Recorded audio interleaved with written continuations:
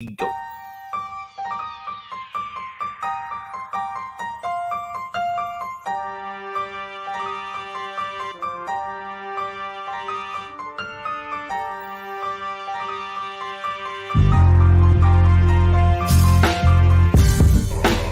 We know we were a much better team than we came up and represented ourselves.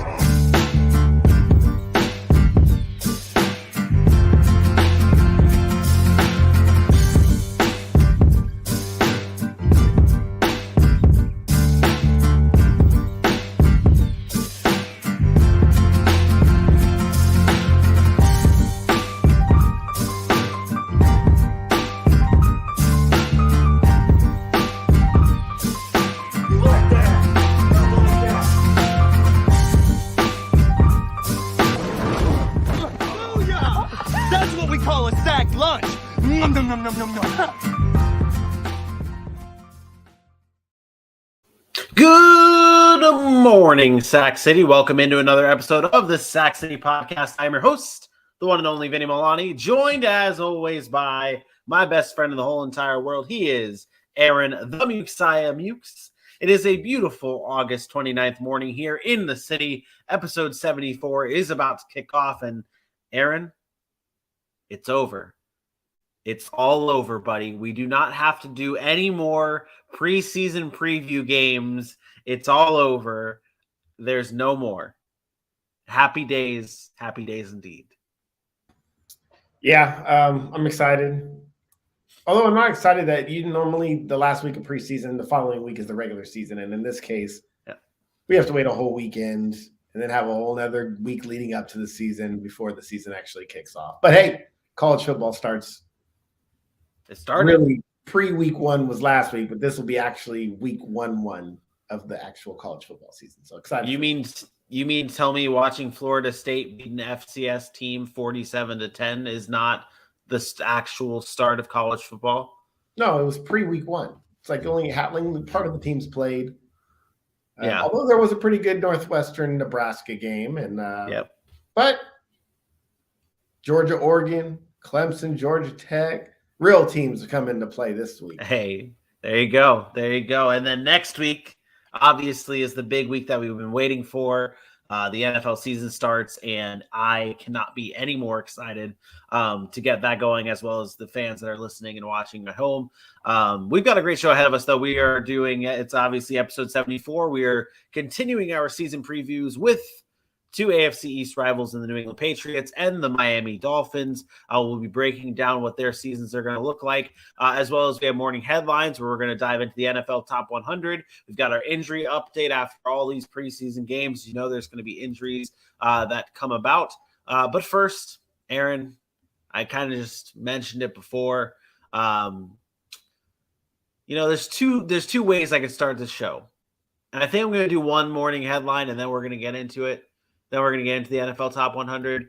I want to bring this up, the Brian Robinson news. It was reported earlier on Sunday evening that Brian Robinson, the rookie running back out of Washington, former Alabama running back, was reportedly shot multiple times in the lower body in D.C.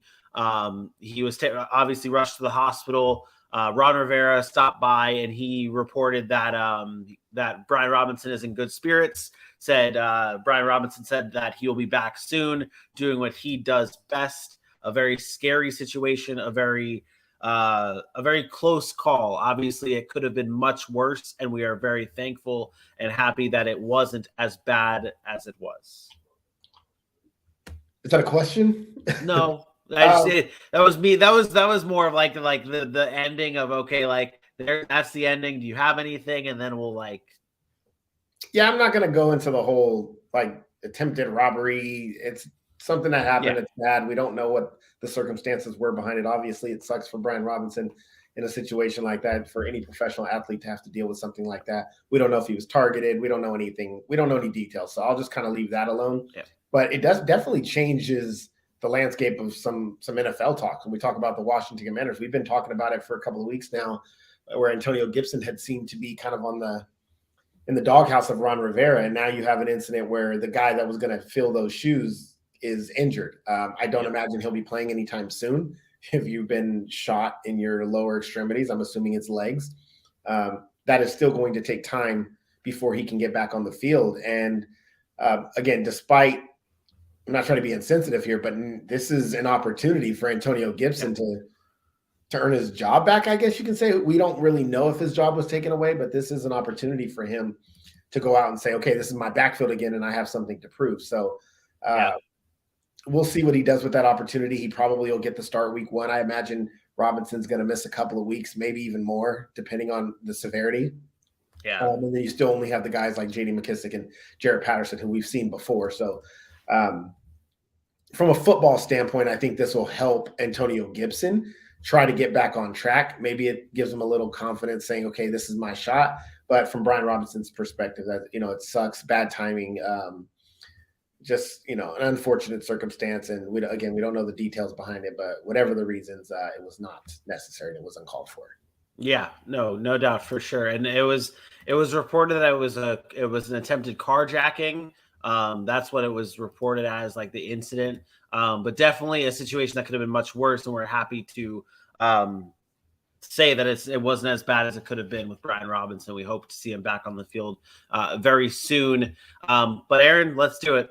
Let's get into it, man. The NFL Top 100 has come to a close. We have gotten 20 through number 1, and it started off with J.C. Jackson at number 20.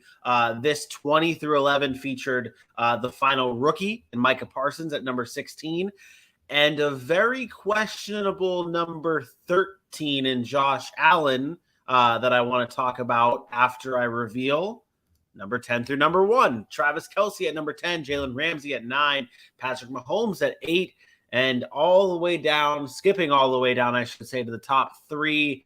It's Aaron Rodgers at 3, Aaron Donald at 2, and once again, Tom Brady taking the number 1 spot as the number 1 player in the NFL. I believe it was for the 5th time that he has become the number 1 player in the NFL as the top 100.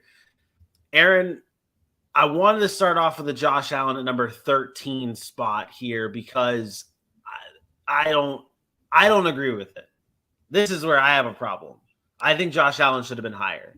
I think he should have been in the top 10 for what he did last season. You and I, we've talked about on this show that Jalen Ramsey last year might not have had the best of years. There were times where his coverage skills were not the best. He's still the best cornerback in the NFL, don't get me wrong. But I would swap Jalen Ramsey and Jalen Ramsey and Josh Allen. What do you think about that? I would not. I'm actually okay with Josh Allen at 13. Josh Allen didn't have that great of a year. I mean, he was great, but he had 36 touchdowns, he threw 15 picks, which was a lot more than, those other quarterbacks that are up there. I think this is what happens when you start trying to compare positions. There's no way to quantify how good a defensive back really plays. Yeah. You can look at interception numbers. You can go to PFF.com, since every viewer likes to go to PFF and take every measurable and think it's something special and weighted and all that stuff. But there's no real way to actually, unless you're studying game tape, unless you're actually watching these guys on the field, there's no real way to comprehensively quantify how impactful Jalen Ramsey is on defense, how that makes offenses go to a different direction, how they run a scheme. Yes, I did criticize Jalen Ramsey for getting beat at times last year, but let's be honest, Trayvon Diggs was pretty high up on this list, and he got beat a ton last year, but he also had so many picks that he stood out to people. So I actually don't have a problem with 1 through 10, except for one spot. And I'll say it. Tom Brady should not be ahead of Aaron Donald. And I think I agree with that. That is the only thing that I think should be switched. Or, I mean, you could debate some of the others, maybe one spot back, but I really do believe Aaron Donald should have been the number 1 player on this list. And I feel like the players gave Tom Brady kind of a lifetime achievement winning this year. Like, he had a great year, don't get me wrong, but the last time we watched him play, he was losing to Aaron Donald. As a matter of fact, they were getting blown out in the first half by an Aaron Donald Rams defense before they charged late and tried to make a comeback. And then Aaron Donald went to go make the 2 biggest plays in the season for the Rams to win the Super Bowl. So I know it's hard, again, to quantify quarterbacks compared to defensive tackles. but I said this last year, and I'll say it again. Aaron Donald is the second greatest defensive player that we have ever seen, and the best interior defensive lineman that has ever played the game. And I will debate anybody on that. Outside of Lawrence Taylor, there is nobody on the defensive side of the football that has changed their position the way that Aaron Donald has kind of changed the way the defensive tackle position can be played when you have a talent like he does. So I thought he should have been number one. But again, I do understand it's a quarterback league and Tom Brady, and he's got 7 rings and he's 5,000. But I thought it was Aaron Donald 1 and Tom Brady 2 or 3. I think the way the season ended with Aaron Donald finally getting his ring and like this, the way everything played out, that's why I would have had Aaron Donald at number 1. I think that he basically, I don't want to say he willed his team to the Super Bowl because obviously the Rams had so much talent, but he was the driving force into that team winning the Super Bowl. And again, I think there is that not bias, but there is that obvious way that you said. So there's no way to factor like what was the word? Quantify. Yeah, there's no way to quantify the defensive lineman has compared to a quarterback because the quarterback's numbers are always going to stand out more. Yeah. But there's nobody that has more sacks since 2016. There's nobody that has more quarterback pressures since 2014 or 2015, whatever year it was. This dude, and he does it from a position that those things aren't supposed to happen. In the NFL, interior defensive linemen are not supposed to be able to do that. It's supposed to be these edge rush guys like the TJ Watts and those guys. And in today's NFL, we're seeing Aaron Donald, who's undersized, who said he wouldn't be what he is in the NFL today because of his size. And he's dominant, the best defensive player in the NFL year in, year out. Makes all-pro, first-team all-pro every year, something we've never seen before. I just thought he should have been the clear number 1, and Brady, Rodgers, and them could have fought over it for 2 and 3. But I get it. Again, to me, it's a Lifetime Achievement Award for Brady. Yeah, and you know how we really were looking into this with the fact that it started off hot with Mac Jones being at 85. And in just a second, I want to go into the rest of the quarterbacks just to kind of put a kibosh on that. I do just want to give a shout out though to our chat. We are actually live recording this. Normally we put out our episodes at 10 a.m. Eastern time on YouTube, at Sack City Podcast on YouTube, obviously. But we decided, you know what, we want to see what the reactions are from fans in regards to this top 100 and maybe the rest of our show, see how this goes. Special shout out to Havoc6927 bringing up the Malik Willis thing, or the Malik Willis talk. We've been very high on Malik Willis during preseason, and I think I agree with this comment that he drops in here talking about Malik Willis looking better than Trey Lance in preseason. It's just preseason, but I still think it's worth noting. I'm not going to say he's looked better than Trey Lance. I think he has. But you could factor that into who he's played against. That's fine. What do you mean who he's played against? No, I'm not factoring that into who he's played against. I'm saying who Malik Willis has played against. He has played mostly his time against second string and that Trey Lance has not had that luxury. I'm just not sure whether he's played better. Trey Lance had one struggling game. So did Malik Willis. Trey Lance went 4 for 5, 92 yards, a touchdown his first game. Like he played. What has Trey Lance done to show that he's played bad? I don't think that it's saying that he's played bad. I think it's more of a compliment to what Malik Willis has done in the preseason. And you and I have talked about this, about Malik Willis's performance in the preseason. So you can't go back. To be fair, Malik Willis I agree. Malik Willis has played far beyond what I thought he would. But we have to remember, Trey Lance has only played, he's played significantly less snaps. The first game, he only played one series. And then he had the one game that he came in and played this last week where he did struggle a little bit. But Malik Willis has had way more opportunities. And there have been times where he struggled as well. 7 for 17 for whatever yards he threw. That was not a good game for Malik Willis. He's had moments just like Trey Lance, but I would say his sample size is a lot bigger. So he's had a lot more opportunities.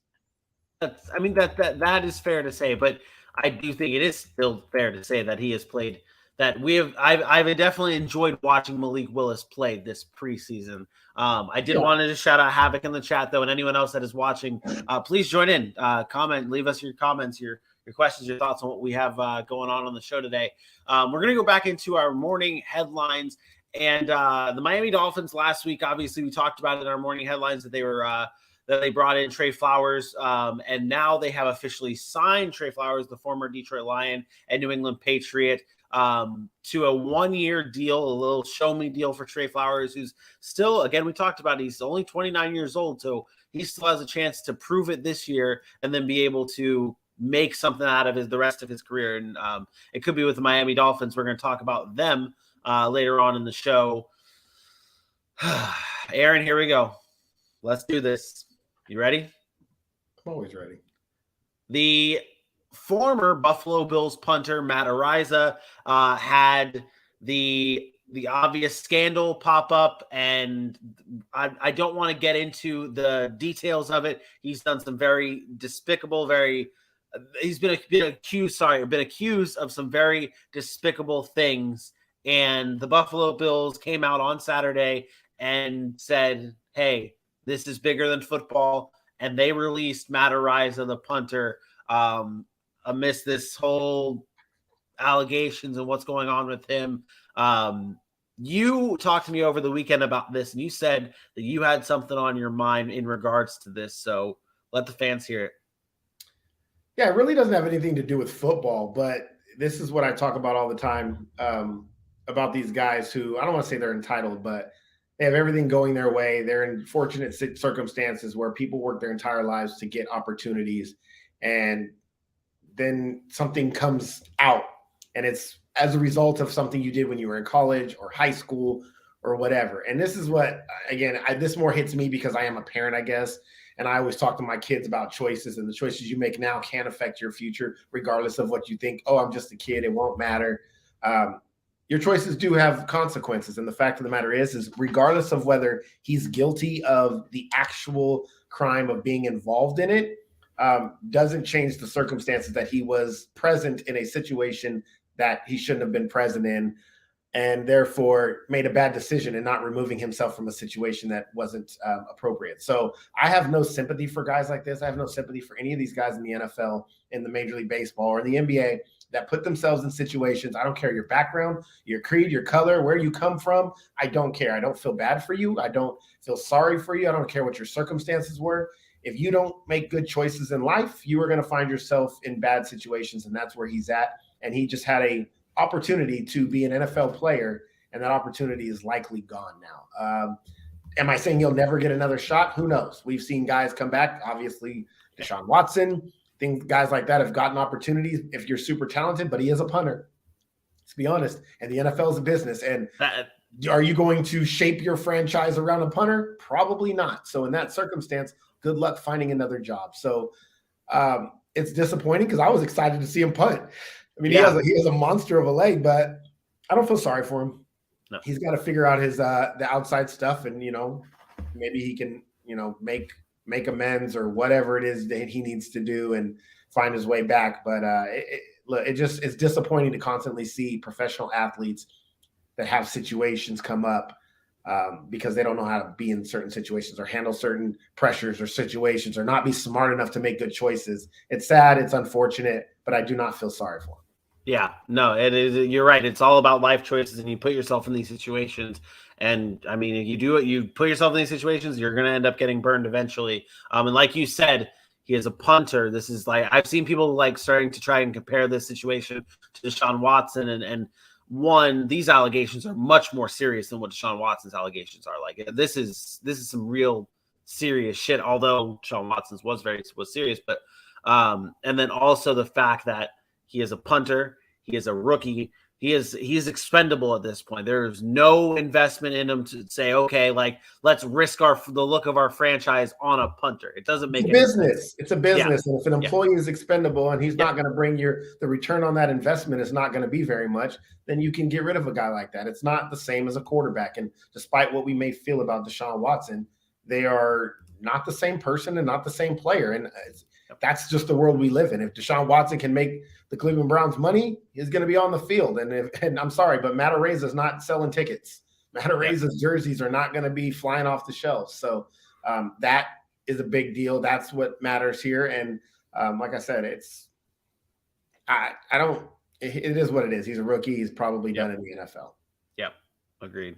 That does it, though, for our morning headlines. And, of course, our morning headlines is brought to you by Manscaped's Body Wash. Their daily shower gel is infused with aloe vera and sea salt to keep your skin feeling so fresh and so clean, and, well, moisturized. Get your body wash, your Manscaped body wash today at manscaped.com. And please use that promo code SACCITY at checkout to save yourself 20% off and free shipping. Aaron, let's get into our injury report.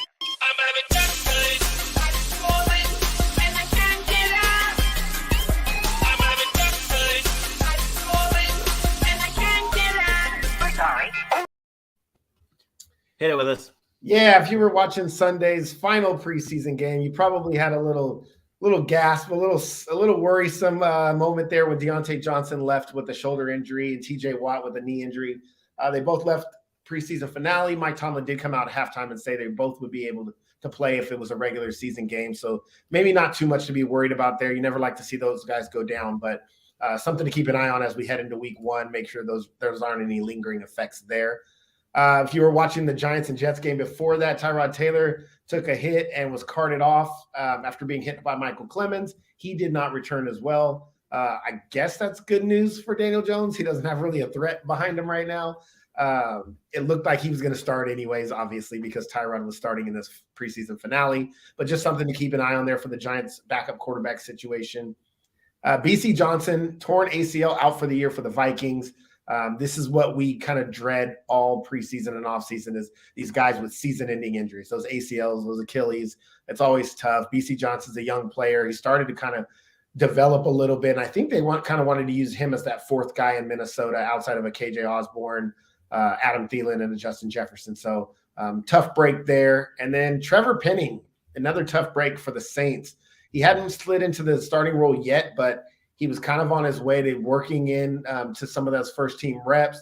Torn ligament in his foot, and he's going to need surgery. Obviously, we talked about those foot injuries with a big body lineman like that. Those can linger. He's going to be out indefinitely.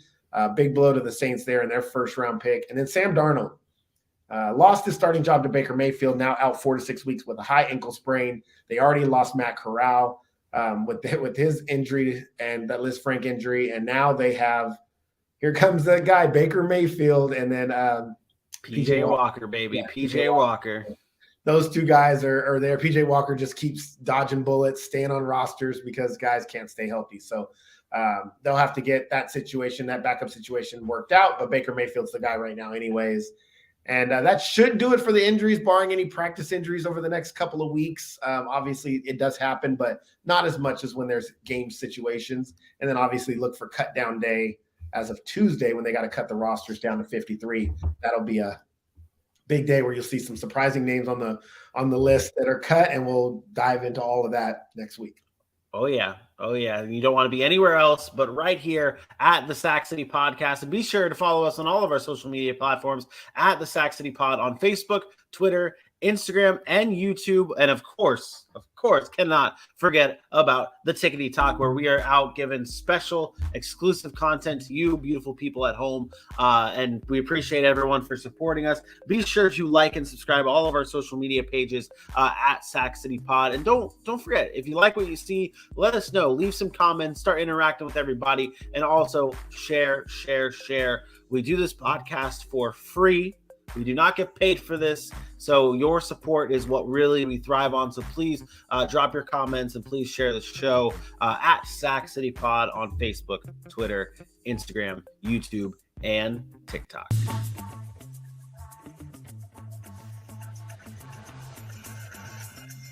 Are we not playing the video?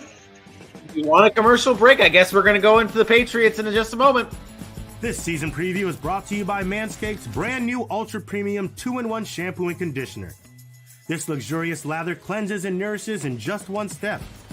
Using coconut water, green tea, and aloe, this non-greasy daily formula is naturally hydrating and rich in antioxidants to revitalize the look and feel of your hair. So head on over to manscaped.com and use the promo code SACCITY for 20% off and free worldwide shipping. The new Ultra Premium 2-in-1 Shampoo and Conditioner from Manscaped. Take care of hair everywhere. It's time to dive into the New England Patriots season preview. You already see it in Aaron's background. It's Mac Jones. It's Bill Belichick. We're going to be talking about them, their offense, the defense, what to watch for. We've got schedule predictions. We've got odds. We got prop bets. And, of course, the Sac City preseason power rankings, which are really starting to fill out. Aaron, there is only one place to start when we're talking the New England Patriots. We have two teams that we are controversially viewed on YouTube for. It's the Tennessee Titans and it's the New England Patriots for some chatter about Mac Jones that you have been strongly behind, and we're going to start right there. You've been pretty negative on Mac Jones and the New England Patriots. What does Mac Jones have to do this season to make you think differently, and maybe reiterate your stance on Mac Jones before you get into that? Well, I mean, I don't plan on reiterating my stance on Mac Jones because I don't really think it's about Mac Jones. I mean, Mac Jones, I told you guys, I never thought he would be a franchise guy. I thought he could come in the NFL and he can play or whatever, but I never looked at him and was like, oh, that's a franchise quarterback. He played at Alabama. They always have talent there. It's easy to put up numbers there, and he did it. He put up a lot of good numbers there. But we watched a team last year in the New England Patriots that didn't trust a young quarterback.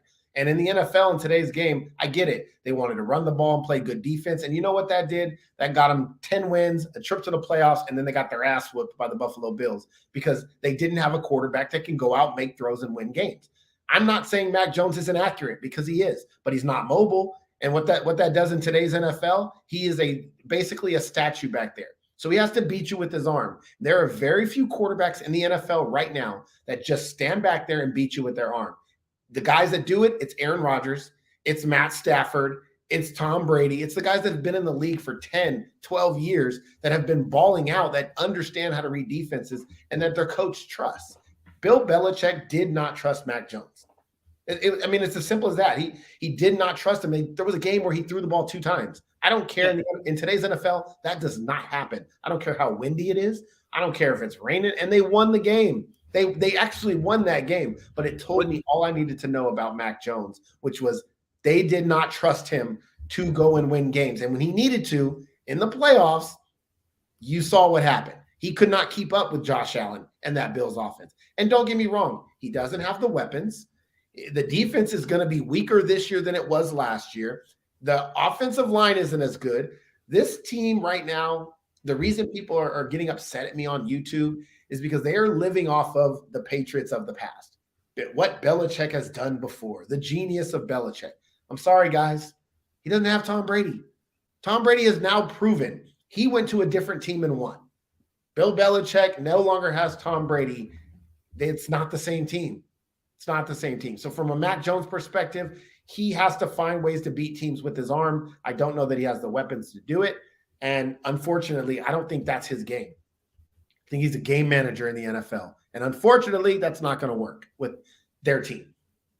I think with this season and particularly with Mac Jones, to kind of prove it to everybody here, or I guess I should say prove it to the non-believers, you have to see him go out. Like we said it's similar to what we've said with like Trevor Lawrence. Like you have to go out, and maybe it's a little bit different for Mac Jones here because of the level of where we think the Patriots should be. Mac Jones should be winning you games. That's where Mac Jones should be at here with this Patriots team. I get it. He doesn't have the talent around him, but the way this Patriots team is set up with Bill Belichick, like that's what you need from Mac Jones. You need to start seeing him win football games for them and not having – there was 2 games last season where he didn't even throw 20 passes, and guess what? They won both of those. And like you said, Aaron, that shows you enough that this New England Patriots team doesn't necessarily need Mac Jones to win those games in the regular season, which kind of signifies to me like Bill Belichick is going to might keep doing that during the regular season, where it's like we're not gonna force Mac Jones to win us games if he doesn't go out, if he doesn't throw that much. You can't afford to do that though. But that's what I'm saying. It's going to end up costing them in the end because we're going to see another season where, I mean, I saw the playoff odds. We have our prop bets coming up in a little bit, but the playoff odds for the New England Patriots, I'm pretty sure it's plus money to take the Patriots going to make the playoffs. They're at plus 160 to make the playoffs. So it's the odds right now are not in favor of the Patriots even making the playoffs this year. So if they want any team. If they want any chance to make the playoffs, and we're talking about that offense right now, it runs through that offense. You have to have that offense step up if you want to change those odds and you want to make the playoffs, especially in this ridiculously tough AFC now, not to mention in a much tougher AFC East with the Jets growing, the Dolphins getting much better, and the cream of the crop, the Buffalo Bills. They're arguably the 12th best team in the AFC. And I'm not joking about that.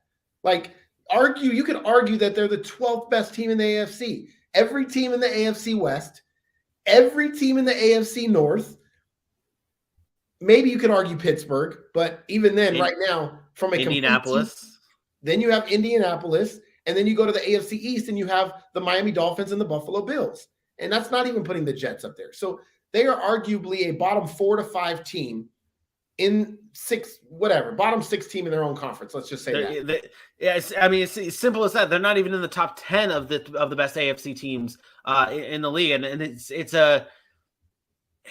Why was everybody so impressed with Mac Jones last year? 3,800 yards, 22 touchdowns, 13 picks. He had a QBR that was middle of the pack. QBR was behind Carson Wentz, was behind Ryan Tannehill. It was, and those are guys we made fun of, behind Jimmy Garoppolo. I don't know why people were so obsessed with Mac Jones, and I get it. They went on that win streak, but that win streak wasn't that impressive. It really wasn't. And so I don't know. We talked about the Miami Dolphins win streak, how, they didn't beat anybody. They didn't do this. They didn't do that. Mac Jones was doing the same thing, taking advantage of his defense, running game, winning games that he should win, and then they got the Buffalo game when it was stupid windy. Yeah. Yeah, I mean, this season, I mean, we're going to talk about what to watch for in a little bit, but spoiler alert, it's going to be this offense, and it's going to be revolving around Mac Jones and figuring out a way for him to be able to step up and go win them games. Well, actually, that might not be a spoiler alert. I just realized I have you doing the what to watch for, so maybe you have something different. Let's go over to the defense side of the ball. We know what the defense is. We know what the defense has been. They obviously lost J.C. Jackson this past offseason, which is a big blow to their secondary. Aaron, what do you expect to see from this defense this year? Yeah, I think they'll be good because I think that's Belichick's specialty, but they're definitely not as talented as they used to be, right? Losing a lockdown corner like J.C. Jackson hurts. Not having some of those players, the Kyle Van Noy's when he left, and some of those veterans there are gone. Obviously, Matt Judon and those guys are good. Christian Barmore played really well last year, I thought. The defense will be good because Belichick always has a pretty solid defense. But that defense is going to be on the field a lot because they don't have explosive playmakers, and they're going to have to hold teams down far more than they would like to. And I think that's going to be the ultimate problem is, can this defense hold up for 17 games when their offense isn't producing the high volume of points that they're going to need to be doing, especially in the AFC with all these potent offenses. It's not just good teams in the AFC. It's the Chiefs and the Chargers and the Raiders and the Broncos all have elite quarterbacks and great offensive weapons. And then you throw in the NFC North or AFC North. Those guys have elite offenses with elite quarterbacks. That's the problem, is those guys are going to find ways to score points against you. Your defense can't hold up against them all the time. So how is Mac Jones going to answer that? So that defense has to be off the field. That is the only way this defense is going to be putting up those top 10 defensive numbers that we're used to seeing from New England. Yeah, I mean, do you think that they can hold long enough to keep the pay? That was one of the things last year I feel like we saw a lot too, especially during their win streak, like you mentioned before. Their defense kind of holding it all together. When you're facing these, and we're going to go into the schedule in just a few moments, but when you're facing some of the teams that they have on their schedule, I mean, it's not going to be easy.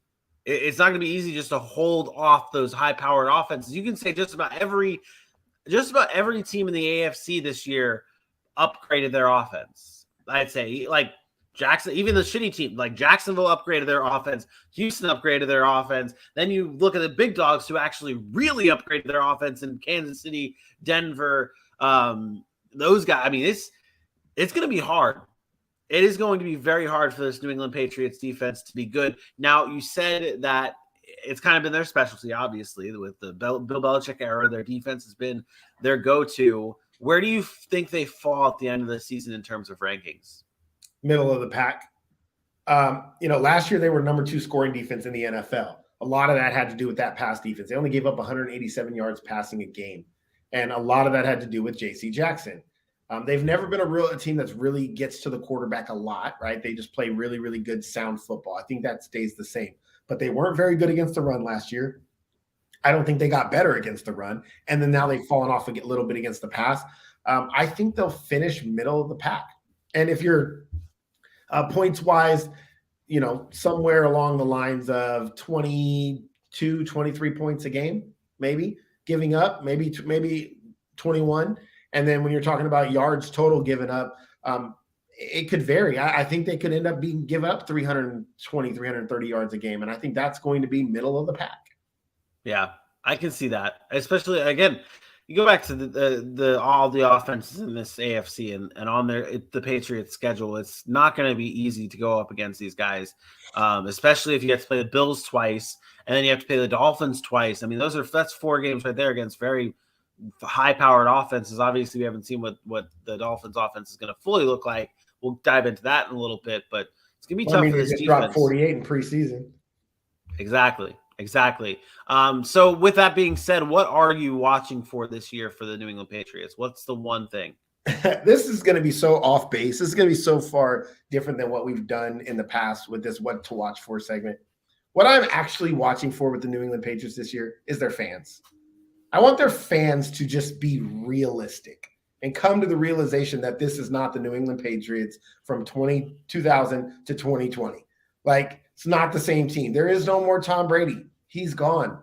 Belichick is there, but this is not the same New England Patriots team. So those expectations that we have of the Patriots and that mindset that we have of like, oh my God, they're going to be Super Bowl contenders, we have to eliminate that. As a Patriots fan, you have to sit down and just be realistic and look at that roster, and you tell me how that stacks up to 20 other teams in the NFL. And I guarantee if you're looking at it position by position, it doesn't stack up. So I'm looking for their fans to get off of the 7 championships or 6 championships that they won in that time frame and just be realistic so we don't have to have these midseason conversations when they go out and win 3 games in a row that the Patriots are Super Bowl contenders like we said last year. Because the minute Mac Jones went on that win streak, everybody, all NFL analysts on every platform you can think of, started to mention their name as AFC championship and Super Bowl contenders. And I thought it was laughable then. And then when you watch the playoff game, everybody knew it was laughable because they did not belong on the same field as the Buffalo Bills. I thought it was laughable when ESPN, AJ said it in our group chat, ESPN was talking about Mac Jones being an MVP candidate or a Super Bowl MVP candidate or something along those lines. And then I guess they were basing it off of like the other rookie quarterbacks in that draft and like which one will be the soonest. But like, I don't want to hear Mac Jones's name ever with an MVP conversation. Okay, you're going to do a lot more than 22 touchdowns and 13 interceptions and a 10-7 record. Exactly. Okay, let's get into our prop bets. And we have Mac Jones, of course, listed on our Patriots prop bets, but we do also have a lot of plus money here. Under 8.5 wins for the Patriots is at plus 100. Under 23.5 Mac Jones passing touchdowns is at plus 105. And over 8.5 rushing touchdowns for Damian Harris is at plus 100. We haven't really mentioned Damian Harris's name, and he obviously was a big part of that offense last year with 15 touchdowns for this team and really, really just leading the way. So, Aaron, which lock is yours on this Patriots prop bet list? Yeah, I'll take Damian Harris in the over 8.5 touchdowns. I do think he's going to get in the end zone a number of times, despite them saying they want to throw the ball more. I think they're a run-first football team built on play action, and hopefully that can disguise some things or scheme some things up to get guys open because you're not going to find Kendrick Bourne, Nelson Aguilar winning one-on-one matchups consistently. Jacoby Myers is decent, but he's not a playmaker like that. The only playmaker they really have on the outside is Devontae Parker, and he seems to be injured every other game. So if he can stay healthy, that'll help them significantly, adding in the tight ends of Hunter Henry and Jonnu Smith. But Damian Harris and Ramondre Stevenson are going to be the guys that they're going to lean heavily on, especially when they get around that red zone. You'll see Hunter Henry in the red zone, but I think Damian Harris gets more than 8.5 touchdowns, probably slated for about 10 this year. Okay. That's it's obviously in terms of fantasy purposes, that's touchdown regression, but still very, very good year for touchdowns if you're at or around that number. With the schedule for the New England Patriots, it looks like this. A lot of tough matchups here. You look Miami, the division matchups twice a year. And then you've got Baltimore, Green Bay, you've got Indianapolis. I mean, they have a lot of tough games on the schedule. What games are and this is actually a new question I've posed to you for schedule. What are the must-win games for the New England Patriots this year, looking at their schedule? Which games do they have to win? They have to beat every team. That's not a real question I can answer. I mean, the back half of their schedule is like an impossible schedule.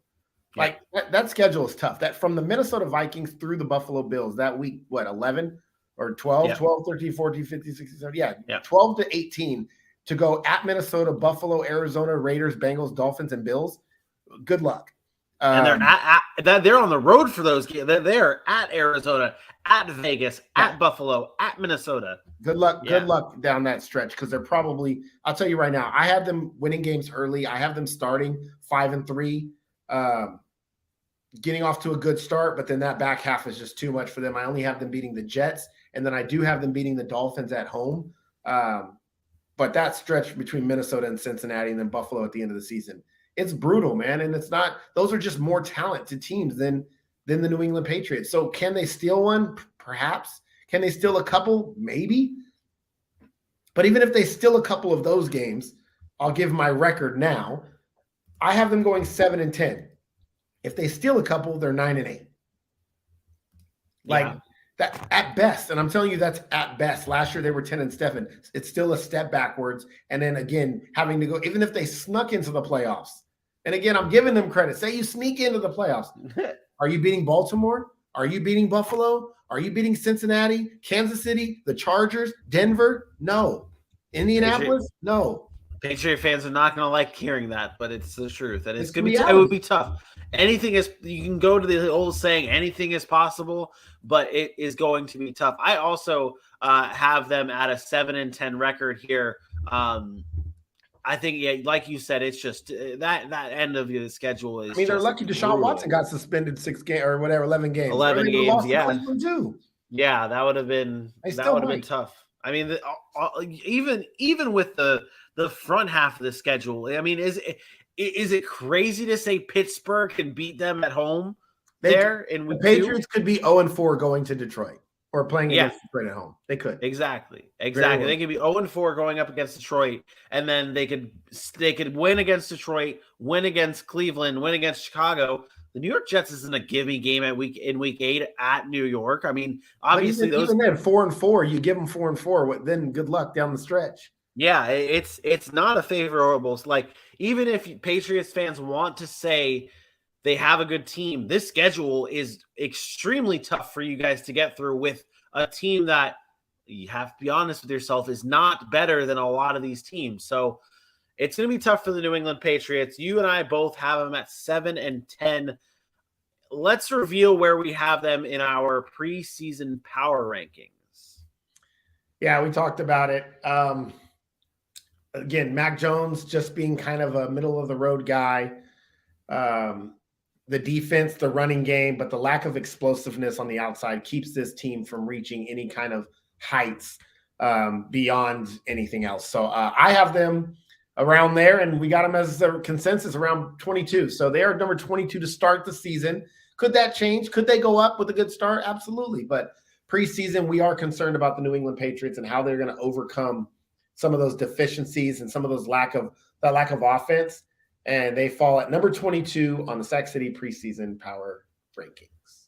It's very funny we have them falling right around that Tennessee Titans range where it's just like those teams that But on that's the same thing we said about Tennessee, right? Yep, and everyone's all high and mighty, not high and mighty, but like they're much higher on those two teams, and we're got to be honest. You got to be honest with your thoughts on these teams. And can anybody really envision the Tennessee Titans or the New England Patriots winning or going to a Super Bowl this season with the rosters they have? There is no chance in hell. Yeah, I'd be willing to bet my left testicle on that one. That they would not do that. I don't think anybody would take that bet. I wouldn't take that bet either. I wouldn't want my left testicle even if they did make it. So, but that's where the Patriots fall on our preseason power rankings. Let's move on to the Miami Dolphins and their season outlook here, going through the offense, the defense, what to watch for. We've got odds. We've got so much to talk about with the Miami Dolphins, but can't start anywhere else but the offense. And the newly acquired Tyreek Hill, Jalen Waddle still there, Tua stepping up into another year. Aaron, Mike McDaniel's coming in there. Aaron, give me a little X's and O's here. Give me some real deep analysis on what you think the identity of this offense will truly be in 2022. I think it's easy. I think it's about big plays and getting it to guys in space. There's a reason why they stacked the team the way they did. You look at the pieces they brought in. Tyreek Hill already had a Jalen Waddle. Cedric Wilson they went and signed. Chase Edmonds, Raheem Mostert. Those are all guys with speed, really, really good in space, can move. And we're talking, again, punt returners. Chase Edmonds was like kind of that scat back out of the backfield type offensive threat in Arizona. Raheem Mostert, obviously, we know his speed when he's been healthy. They wanted speed on the field. People want to talk about Tua's lack of ability to throw the ball down the field. Well, that's okay. Even if people feel that way, and I don't believe that's the case, but even if people feel that way, when you get the ball to Tyreek Hill on a 3-yard hitch and he's running for 80 yards, then who cares if Tua can throw it 75 yards down the field or whatever it is.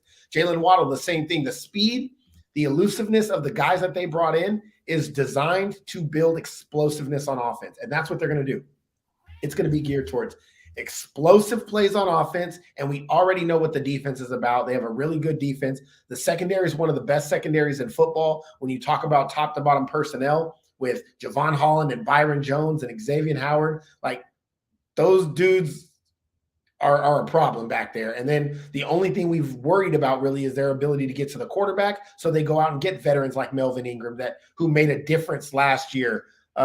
When he went to Kansas City. Emmanuel Ogba's now back. Christian Wilkins is there. Jalen Phillips is now another year in. How does he kind of progress? If they can get pressure on the quarterback, it makes that secondary even better. But I don't think there's a debate. This offense is 10 times better than it has been over the past couple of seasons with the offensive weapons that they have. And I didn't even mention a tight end like Mike Gesicki, who's really, really good, but it might actually take a back seat in this offense because of the other weapons that they have on the field with Tyreek Hill, Cedric Wilson, and Jalen Waddle. We know you don't like Tua. You and everybody No. That wasn't what I was going to get into. Really, I have my cat through the green screen.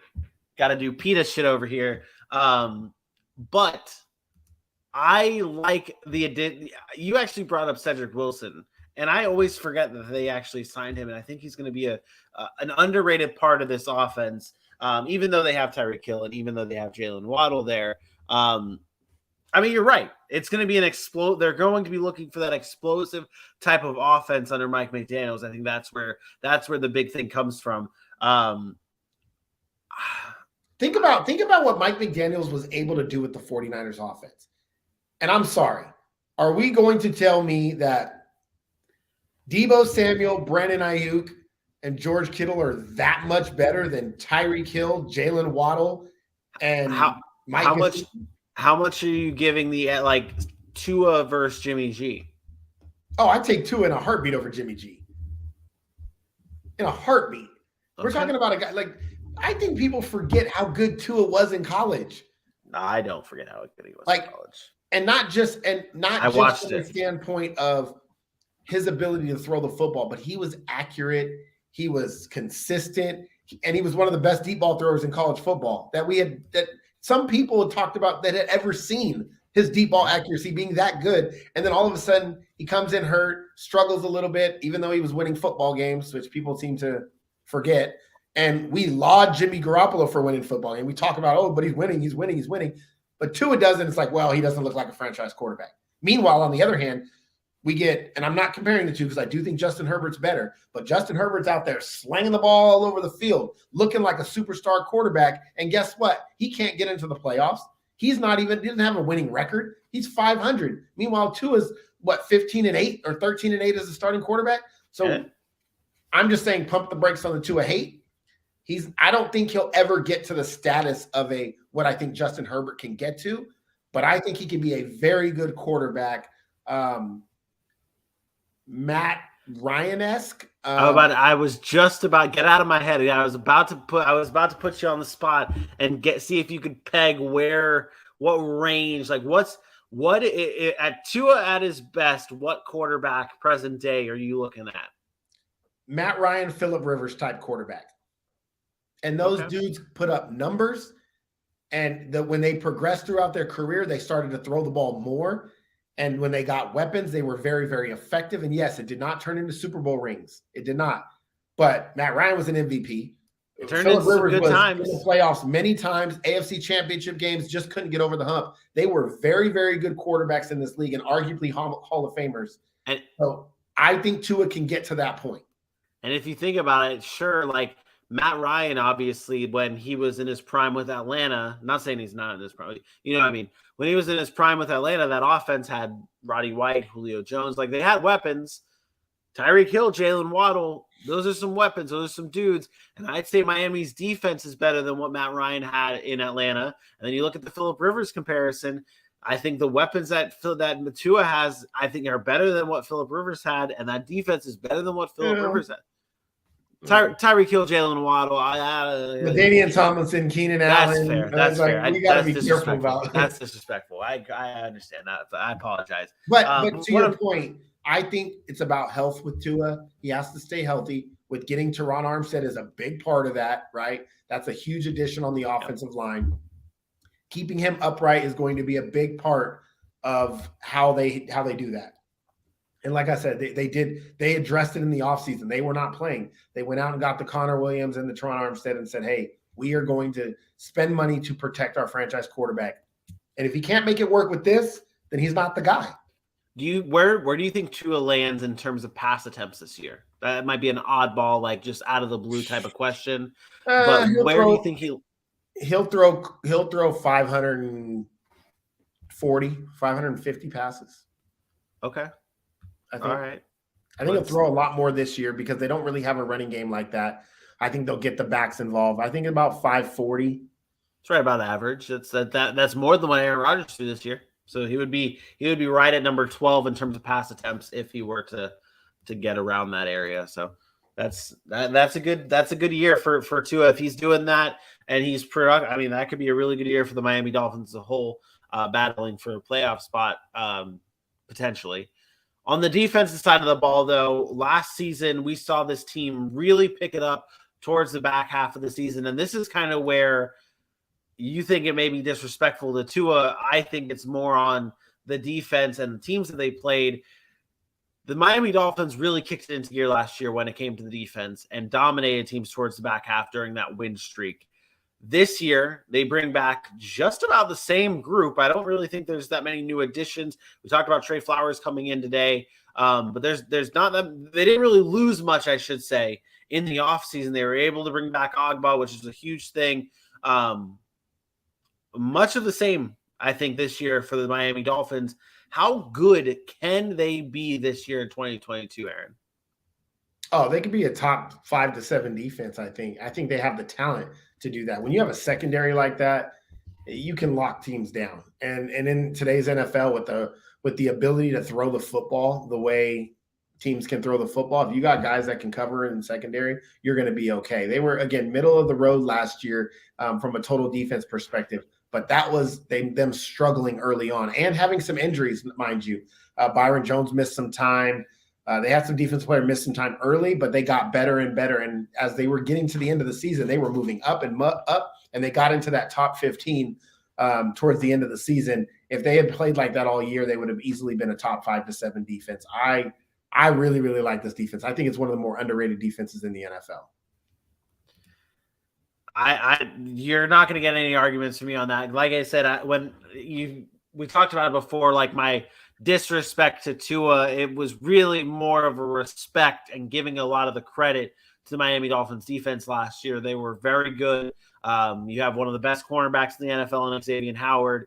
I think that I like Jalen Phillips. I think he takes another step in the right direction in terms of the pass rush. You brought up Javon Holland. This team also one of the highest blitzing teams in the league. And I think that really that's helpful with this team. I'm very interested. Maybe correct me if I'm wrong here. Maybe get your insights on this. What is Brian Flores not being there due to this defense? Is there any changes or do you think that matters at all this season for that defense? I think so. I do think. I do think a little bit, but they have the same defensive coordinator. It's not like they changed the defensive coordinator this year. He's been there a few years, Josh Boyer, and he's obviously he worked under Brian Flores. So I think there's a little bit of familiarity there still. But I think you have a point in the fact that I think Brian Flores was a different type of motivator on defense, and I think players respected him. And I'm sure he had some input on that defense because that's what his specialty was. But I'm not too concerned just because if it had been a whole new staff, a whole new coordinator, then I think that might be a problem. Yeah. I personally think that it's a little bit more that we may see a little bit less blitzing from them. I feel like Brian Flores was the key component to why they blitzed so much last year. And that may be completely wrong to say.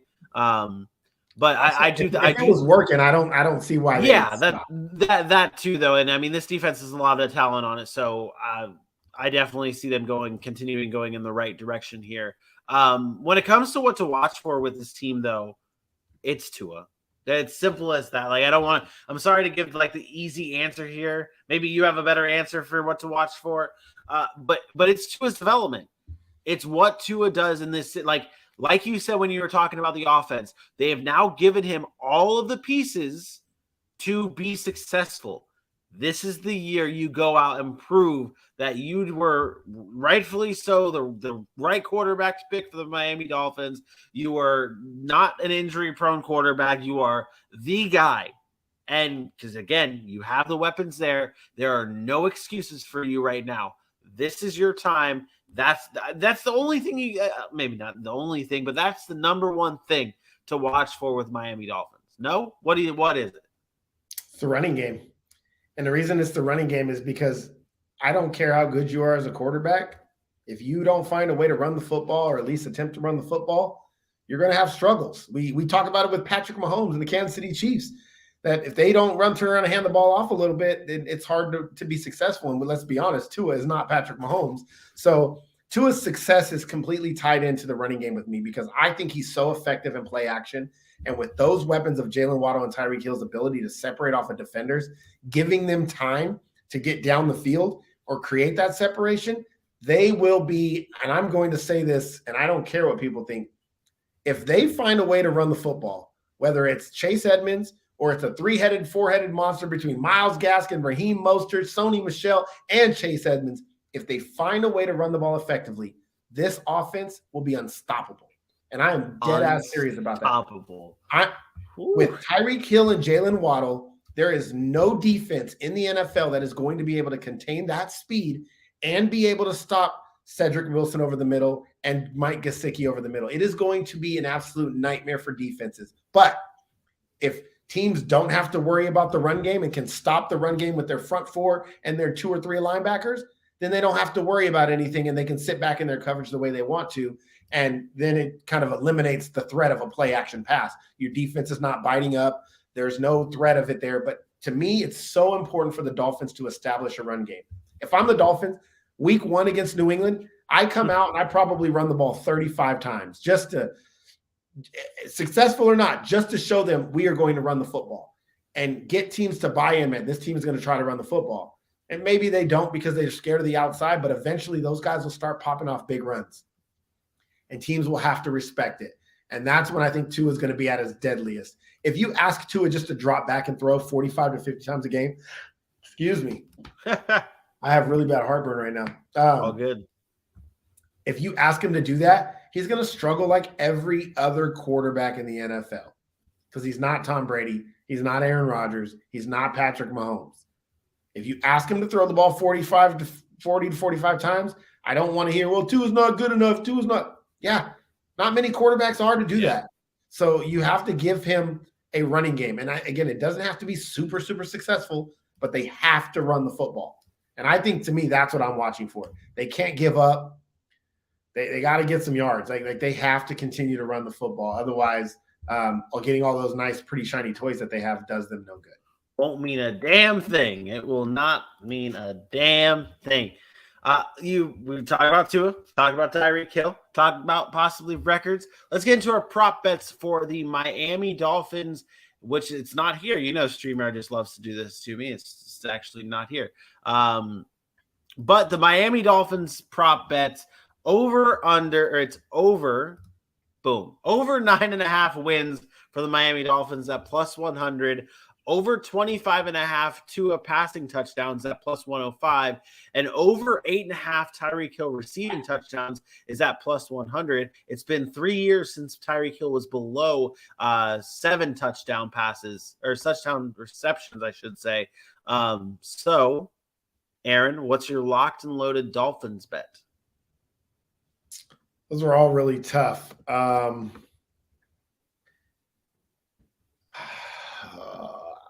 I got the hard stuff. I'm gonna say over on Tua's touchdown passes. Okay, all right. I think Tua gets to 26 this year. He hasn't even thrown for 20 touchdown passes in a. Yeah, well, he hasn't played a full season, so that's fair. So I mean, that's not, I'm not looking at that. Like, I don't okay. Yeah, I think I'm going to take the over on Tua's touchdown passes. I think they throw the ball significantly more than they have in the past, and I think with the weapons of Tyreek Hill and being added to that room, nice red zone threats there with Cedric Wilson and with Mike Gesicki to go along with Tyreek Hill, who, despite his size, is a deadly red zone threat. Which is why he doesn't have 4 touchdowns a year, 3 touchdowns a year. He's usually around 7, and sometimes it's 12, whatever it is. So, and then Jalen Waddle had 6 last year, of his own. So I think Tua can get it done. I think Tyreek could probably get close to 10 this year, but I don't know if they could be split up more. Maybe you get 8 from him, 7 from Waddle, 5 from Gesicki, 3 from Cedric Wilson, a couple of. You get a touchdown. Well, I mean, that's how it usually is. Those guys that are throwing 45 touchdowns, they're not throwing them all. Aaron Rodgers throws 40 touchdowns. He's not throwing them all to Devontae Adams, right? Yeah, so, no. Well, that might be a bad example. Why?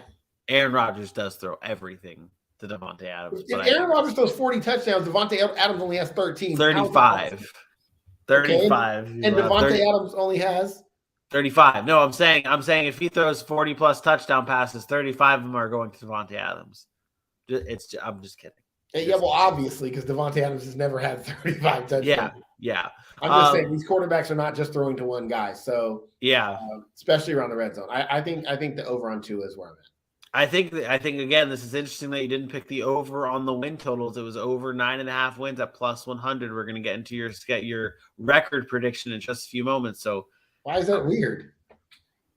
We'll hear your record prediction and then go from there. Schedule for the Miami Dolphins. Aaron, what is the storyline inside the Dolphins schedule? Is the Christmas game? No, I mean that Christmas game does. I mean, it's Green Bay. They'll probably it's at home. They'll probably win that game. To be honest, I think it's the hot start this year instead of the slow start. They've had years where they've started really, really slow, and then they try to come back, and it's 6, 7, 8 weeks in a row that they're playing really well. They can't do that this year. They have to get out of the gate fast. They get a division opponent at home first week, and then you have a 3-game stretch where it's tough. But if you can beat New England and then steal a game, one of those 3, come back, beat the Jets, Minnesota's probably a toss-up game, and then you get 3 winnable games in a row. So you could literally be looking at 2, 3, You could be 6 wins in that first group of 9 games there. And I think 6-3 is a good start going down the stretch. That could be 4 winnable games in a row. I mean, Cleveland still without Deshaun Watson at that point, so it's Pittsburgh, Detroit. I just meant that first half of the schedule. That's all I was. Yeah. No. What I'm saying though, like, I mean, if you can squeak out one of those wins and you bounce back against Minnesota, like squeak out one of those wins against Buffalo, Cincinnati, Baltimore, find a way to beat the Jets, Minnesota. Obviously, then, like you said, they have those 4 games: Pittsburgh, Detroit, Chicago, Cleveland, even Houston in week 12. Those are your winnable games. Those are where you can really build a good record to kind of fight for playoff spot. And I think to me, it really comes down to the loss, like that back half, the Los Angeles, Buffalo, Green Bay, New England, and even maybe the Jets. Well, I should say also even maybe New England. But like going into the playoffs, like, if you're battling for a playoff spot, those are the times you need to have those wins. Like, yeah, they get them every year. But they do, but they're not playing against those types of teams. No, they do every year. Even when they play against good teams. The Miami Dolphins for like 4 years straight now have had really good ending to the season. I don't know who they played. Last year. So hold on, let me take a look here. So last year, their last 1, 2, 3, 4, 5, 6, 7 games. You got the Jets, the Panthers, the Giants, the Jets again, the Saints with Ian Book, a banged up Tennessee Titans team, and then New England. Like, why do you make a caveat when you say the schedule? Like, I hate when people do that. Well, I'm just saying. What I'm saying here is, you look at the Dolphins' back half of the schedule this year. The last 7 games for them there. New York, New England, Green Bay. Like, Green Bay's there. That's tough. Literally, it's the same thing. Literally, if you take the back half of that schedule, the only tough games on that stretch is the 4 games: the Niners, Chargers, Bills, Packers. The last 7 games last year for the Miami Dolphins, 1, 2, 3, 4, 5 games were 5 games were easy type of games. And this year's 4 and a bye week. The last 7 games for the Dolphins, and this is not 5 easy ones. There's 1, 2, 3 easy ones. Maybe. The Jets are a better team, and New England towards the end of the season. This is what we do. You can't just make up who's a better team all of a sudden this year. The Jets. So are you putting? Go ahead. Come on, look at this. Green Bay. None of the teams last year in the final 7 games were close to what Green Bay does. Okay. None of the teams last year are close to what Buffalo does. None of the teams last year are close to what Los Angeles does. Wait. Los Angeles, the team that didn't make the playoffs last year? Come on, man. That they're a good team. That's my point, is we are assuming these things are going to be happening. You can't do that. The Saints last year were basically a 49ers loss away from making the playoffs. And they blew out the Saints, and the caveat is, they had Ian Book. Well, they almost made the playoffs with Ian Book. You expect Los Angeles to be fighting for a playoff spot at the end of the year, right? I have Los Angeles out of the playoffs again this year. But you have them fighting for a playoff spot. They were last year. But that's what I'm saying. They're going to be bad. Like, look at the teams the Dolphins played last year towards the end of their schedule that were actually battling for a playoff spot. The Saints, the Titans, the Patriots twice. No, not the Patriots twice. Oh, I'm sorry. The Ravens, the Saints, the Titans, the Patriots. 4 games. I would say, so I said the last 7 games. 4 of them were fighting for playoff spots. Baltimore fighting for a playoff? They did not have Lamar there. They were already what? No, they were fighting for a playoff spot last year. They were 6-3 with that. Okay, that's fair. That is fair. They were fighting for a playoff spot four towards games out of 7. 8. You said the last 7 games. I did not include Baltimore. That's what 7 is. New England, Tennessee, New Orleans, the Jets, the Giants, the Panthers, and the Jets. That's the 7. We're constantly moving the needle is what I'm saying. There is no moving the needle. We're assuming teams are going to be good or bad. That's kind of what we're at right now. We're assuming that for every one of these teams, even the Dolphins, even the Chiefs, even the Lions, the Bears, the Broncos. We're all assuming that they're going to be good. So we're assuming these things. But you look at the last half. My original point, though, Vinny. My original point was this is not the first time the Dolphins have done this. The Dolphins have done this year in and year out. They get off to slow starts and hot finishes. The year before, they did the same exact thing in 2020. Where they at the end of the season, they beat the Patriots, they beat the Raiders late, they were close with the Chiefs, they beat the Bengals. And that's what I'm trying to say here. It's almost to build off of what you're saying. Your what to watch for, your storyline with this schedule was their start. Because I've seen the finish every year. I don't think the finish is the same as what it's been, at least comparing it to last year. That finish is not going to be the same. And I'm telling you, it won't matter if they get off to a good start. Because if they start 6-3, then what is their schedule by the time they get to those games? If they start 6-3 through those first 9 games and then go beat Cleveland and Houston, they're already 8-3.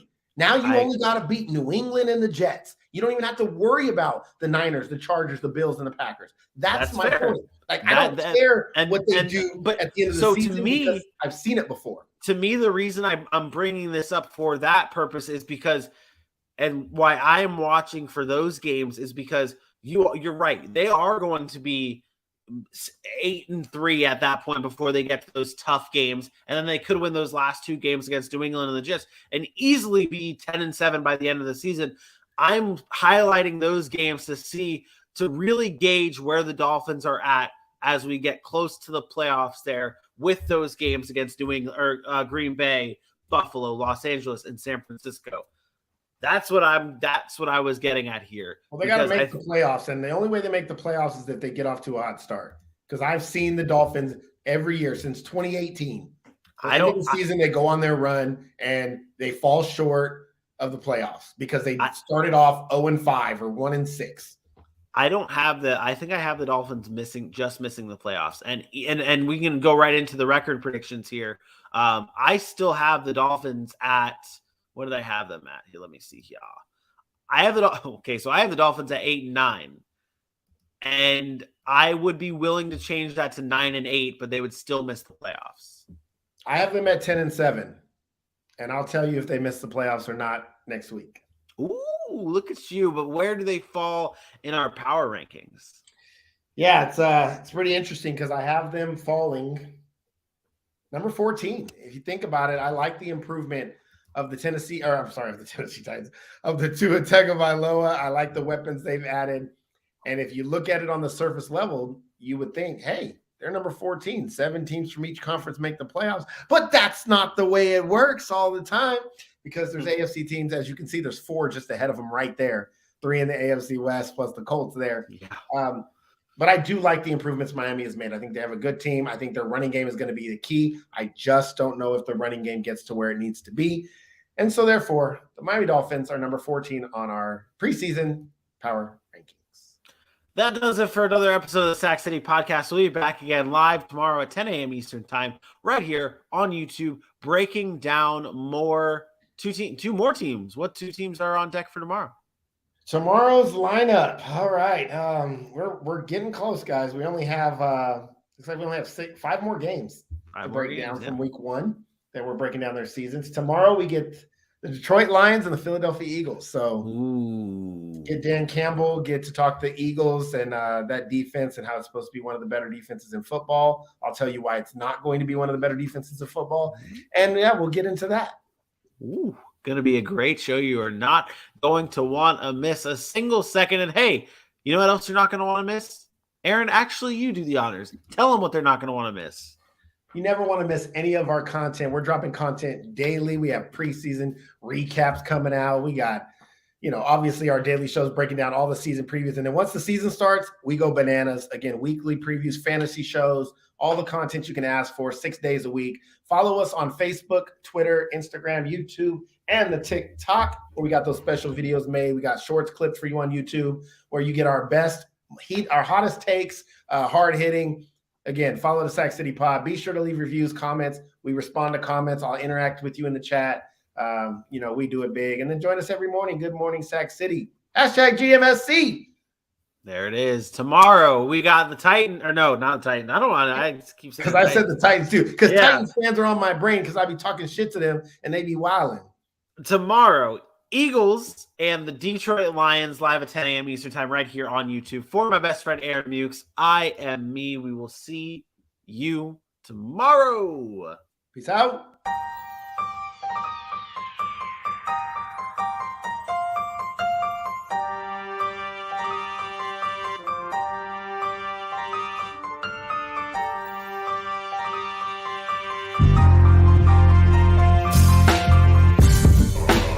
We know we were a much better team if we came up and represented ourselves.